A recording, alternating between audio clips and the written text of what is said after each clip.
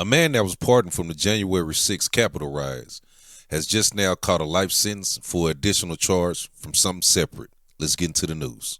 A Tennessee man who was pardoned by President Trump has been sentenced to life in prison for plotting to attack FBI agents and attempting to incite a civil war. Edward Kelly was the fourth rioter to enter the Capitol on January 6th. He faced a separate investigation for targeting federal agents who were looking into his role in the Capitol attack. Now Kelly is set to spend the rest of his life behind bars. Why is it cool for them to pardon their people, but it's not cool for them to pardon ours? Or it comes with a price tag.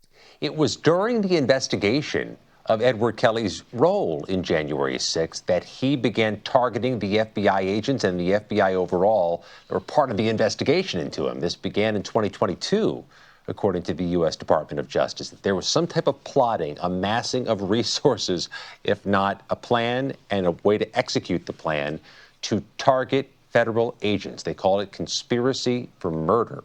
So Edward Kelly, who was pardoned on January 20th for his role in the U.S. Capitol insurrection, now faces a life prison term for what he did while under investigation. If they knew this shit about him before they pardoned him, why the fuck would you let him out knowing that he gonna do the shit again? Knowing that he had plans to do this anyway, and you had wind of it. You knew about it, and you still let him free.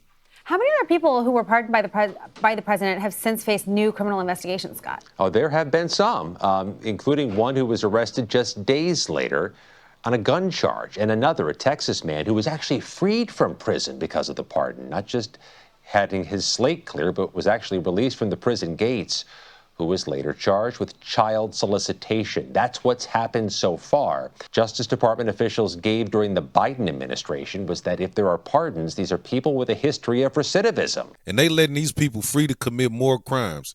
Meanwhile, they liking people up for marijuana and shit like that. You see how none of this shit makes any sense. Well, anyway, tell me what you guys think. Please like, comment, and subscribe, and I'll see you guys back here in another video.